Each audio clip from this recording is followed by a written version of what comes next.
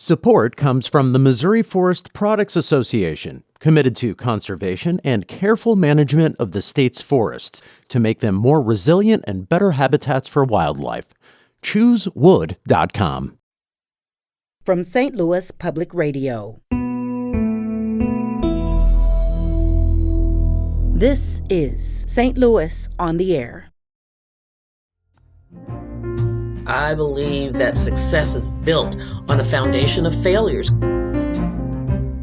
Because that means you've tried and you've learned and eventually you hit that goal.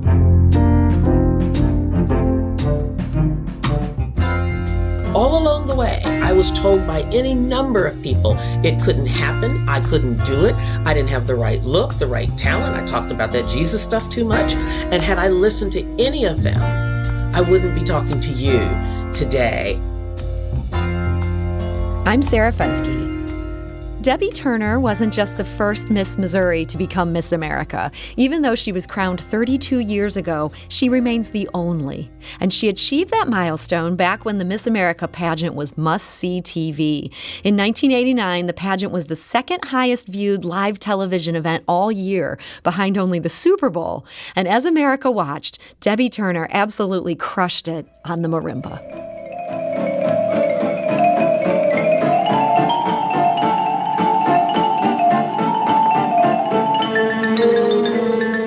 Now, not surprisingly, Debbye Turner's Miss America win launched her to stardom. She became a sought-after speaker, a KSDK news anchor, and later a CBS News correspondent. She also achieved her childhood dream and became a veterinarian, graduating Mizzou's program not long after her Miss America win. Now known as Dr. Debbye Turner Bell and living in Michigan, she opens up about her story in her new memoir. It's called Courageous Faith, A Lifelong Pursuit of Faith Over Fear. It comes out tomorrow, and she joins us today to discuss it. So, Dr. Bell, thank you so much for joining us. Oh, hi, Sarah. It is my pleasure. Thank you so much for having me. And, unless I'm examining your dog, just call me Debbie. It's fine. Well, if you insist, I won't argue with you. I do. So, look, I just watched a video of you playing the marimba in the Miss America pageant, and it was just about the coolest thing. Do you ever go back and watch that moment?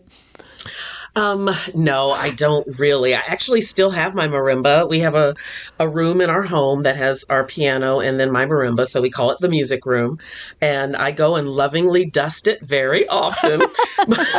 You're not actually still playing it so frequently? Not very frequently. I jokingly say it's become a party trick at dinner parties when we have people over, because people will come in and they're like, "Ooh, what is that?" And then I have to take off the cover to prove that I can still play it. But it's a cool instrument, and I've always hoped secretly that my daughter would take it up as well so I could pass it down to her. I think that's a great idea. And I got to ask, it's a cool instrument. It's so unusual. Before reading your book, I honestly had never even heard of it. What got you started on the marimba? Yeah, it's actually something that is very organic. I started playing in the band in junior high, or we called it middle school, and I was a percussionist. And very often I would get the xylophone parts because I knew how to read music. My mother forced me, like millions of other kids, to take piano when I was younger. And so that's how it really started. And when I entered my first pageant, I was not a pageant girl growing up, but when I entered the first one, talent was a part of it. It was not in the Miss America system. It was a high school pageant. And I was talking to my mother, what should I do for talent? Because I'd had ballet lessons and I'd taken baton twirling and I played the piano and I'd done gymnastics, and I wasn't really good at any of that. And my mother was in the kitchen doing something, and I remember she kind of flippantly threw over her shoulder at me, "Well, if you expect to win, do what you're good at." Well, at that point, I was the number 2 snare drummer in the state of Arkansas. I was a very good percussionist. And so I decided to just pick a different percussion instrument, the marimba, because I thought people would enjoy that more than me doing a drum break on a drum set on stage. And so that's how it all started. I love it. And it ended up working out so great. But as you detail in your book, it wasn't always clear that this was going to be the path to victory. There's always consultants and advisors. They try to get involved. They mess with what makes you you. They suggested you swap out the marimba. Absolutely. Well, just as you said, you hadn't heard of a marimba. One of my friends, when I first started in pageants, gave, unhelpful advice by saying, you should do something else. You should sing. She said, first of all, half the people in the world don't know what a marimba is, and the other half won't know what to think when they see you playing it. But I stuck to my mother's advice of sticking to what I was good at, and I felt like being unique would be an advantage. There was always going to be 1,000 singers or, even gymnasts or dancers, but there probably weren't going to be that many marimba players, and that proved to be true. So that set me out, and so I stuck to it, and plus I was good at it. That's where my confidence was, and so my goal back then was to choose songs that were familiar to people so that they could tell that what I was playing was right and that I played it well. And so it took me years to kind of come up with this formula of choosing the right songs to play. But I wanted people to know that I knew what I was doing and that I was doing it well. So on a more serious note, they didn't just want you to change your talent. There was an advisor at one point who suggested you should, quote, tone down the Jesus stuff.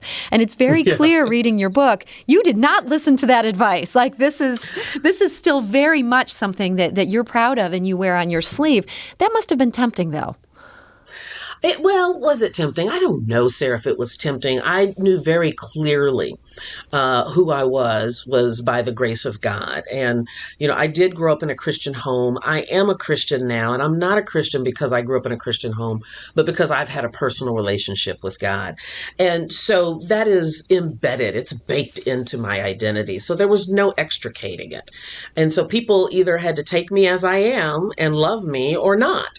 And so that was a critical decision that I made very young in life, even as a teenager, that if you got to know Debbie, you were going to get to know who made Debbie, if that makes any sense. And so, no, I didn't take that advice. And I never mean to ostracize anyone or to offend anybody. But I know who God is to me, and I know what he's done in my life. And so I just make no bones about that, and I don't apologize for the grace of God in my life. And so it is what it is. So you had to kind of walk a narrow tightrope after you were crowned Miss America, and you ended up speaking to schools, some of them public schools. It was kind of hard to get the balance right of what to share so you were true to that thing that is such a huge part of your life, but also so people didn't feel like they were being proselytized. I was intrigued by what you wrote about how you ended up deciding to thread that needle. Walk us through kind of how that controversy went and how you ended up solving it. And that's a great characterization. It really was like threading a needle. Because how could I be true to myself and my own identity? And let's face it, I was going into schools to give that message. Be who you are, who you were created to be. Don't try to be anybody else, but be the best that you could be. So I wouldn't be doing myself or the message that I was hoping to give to these students any favors if I all of a sudden was going to tamp down an important part of my identity. And so I'll leave the audience to read the book to get all the details, but suffice it to say that there were those who didn't want me to be as outspoken about my faith in public schools. And I understand that. But I, through some prayer and through some great advice, said, I get it. I'm really not here to evangelize in schools. I want these kids to be inspired. I want them to defy the odds against them. And so I want access to the schools. I'll let the students decide what they want to hear from me. And as it turned out, each time they wanted to hear that part of my identity and my life's path as well. So it worked out really well. But I give more details in the book about how that happened. And, I still use that lesson today, even 32 years later, as you so aptly said in the introduction. And I just got to say, just take a little bunny trail. When you said 32 years ago, it made my stomach drop. And I'm like, oh my God, I'm old. I mean, time flies, but you're not old. I mean, you're still very young because you were so young when you won this. And It's interesting. You were at that point, you were pretty experienced in the pageant world, but you were still very young for your age. You had already lost Miss Arkansas. You'd been the first runner-up a number of times before you made the leap to go over to Miss Missouri. And it seems like this is a moment where a lot of people in your shoes might have decided, you know what, this isn't in the cards for me. What advice would you have for people who aren't sure whether they should double down on their dream or maybe figure out the next dream? All right, so you have just tapped on the heart of why I wanted to write this book, because we all in our own human existence run into resistance, we run into failure and disappointment and sometimes inequity.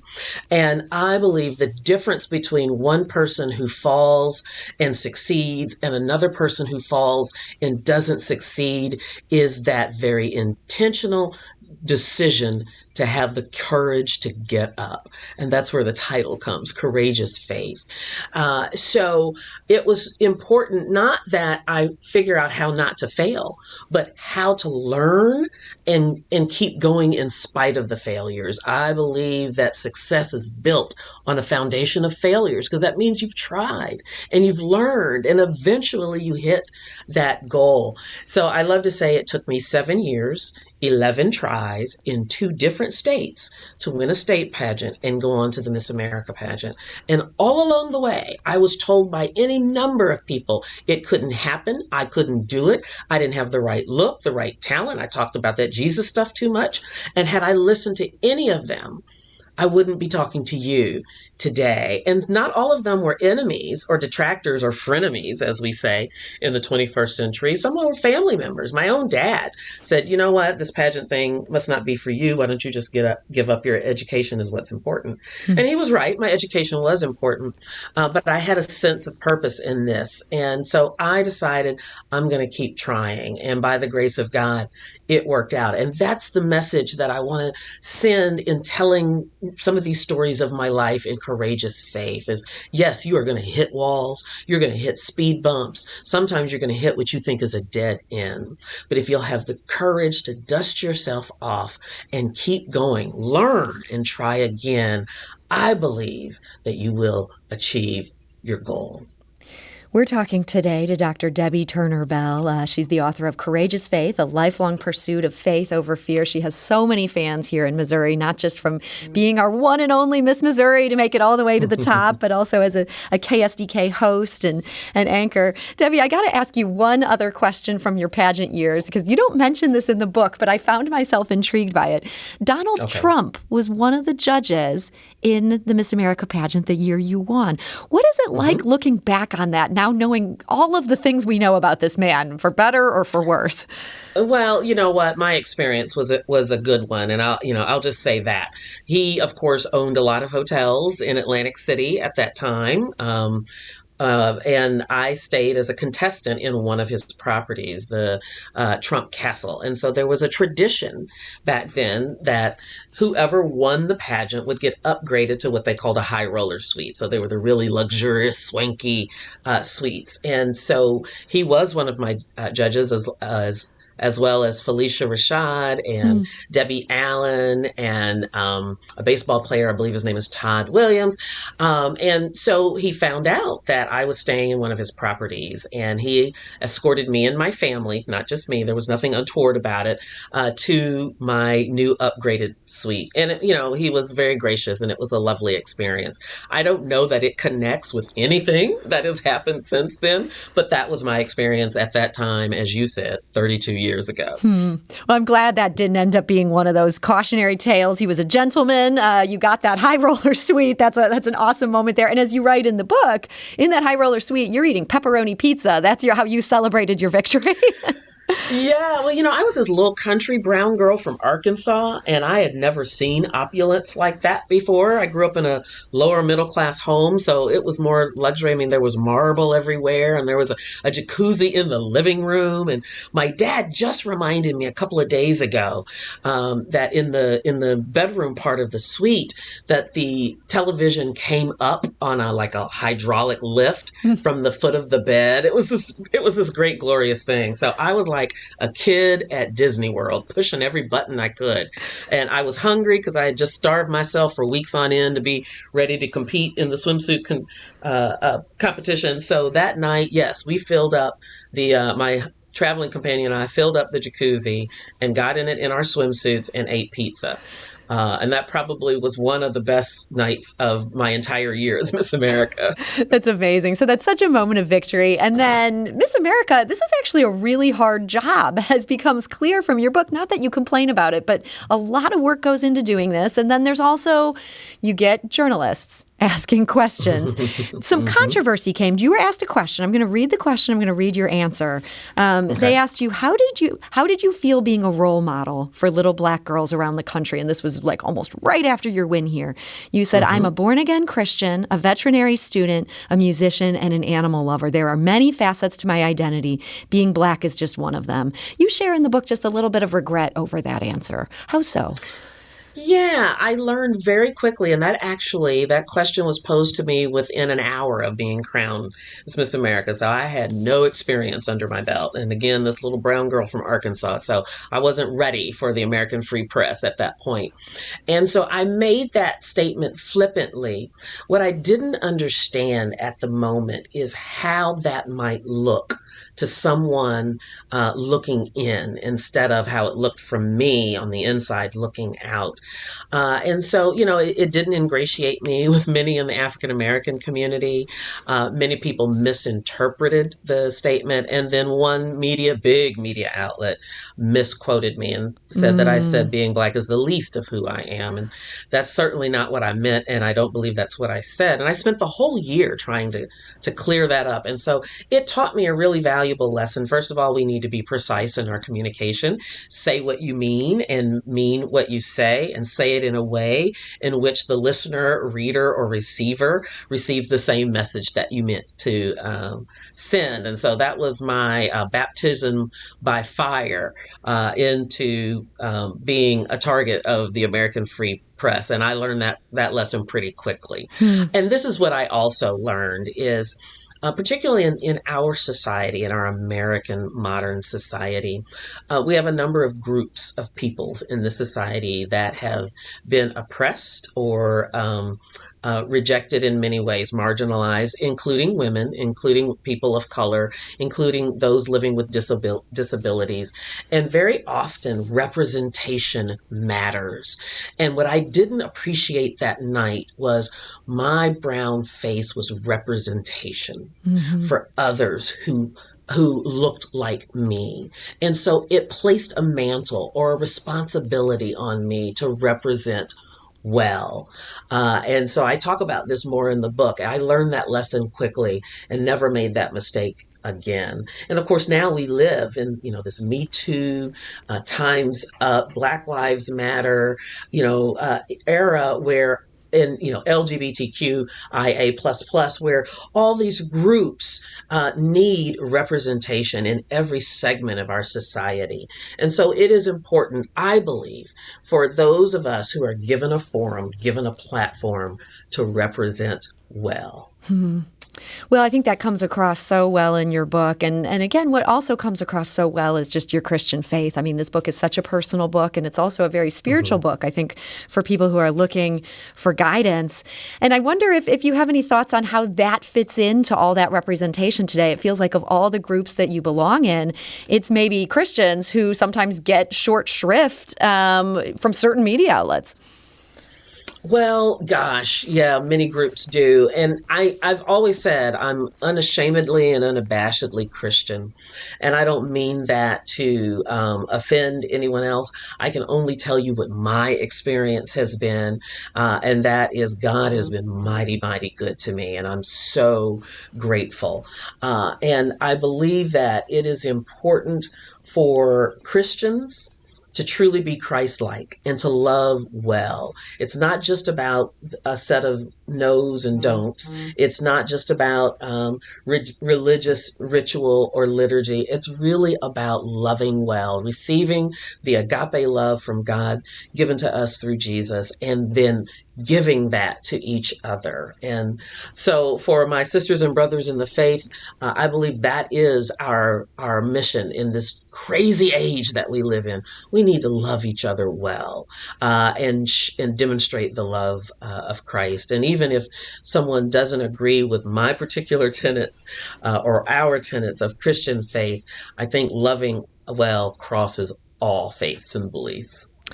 Well, Dr. Debbye Turner Bell, I know I'm supposed to call you Debbie. I got to use the doctor. You're a veterinarian. You earned that degree. I did earn it. And you make clear in the book that wasn't easy, but you did it just a year after Miss America. So I want to thank you so much for joining us today and sharing your story.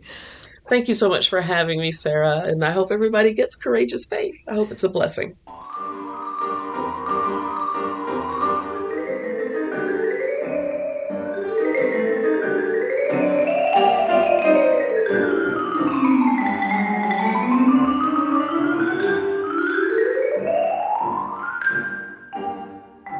St. Louis on the Air is a production of St. Louis Public Radio. Understanding starts here.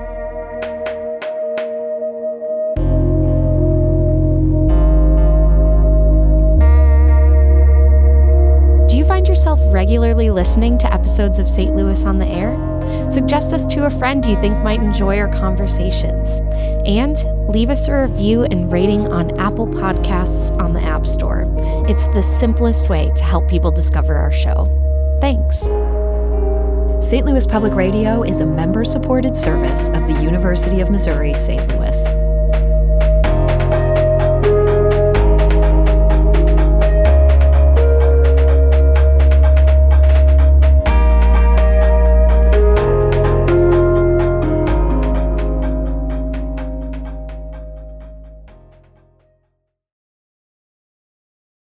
Support comes from Missouri Forest Products Association, committed to sustainable and sound conservation of the state's forests, which support more than 41,000 Missouri jobs, resulting in a $10 billion industry.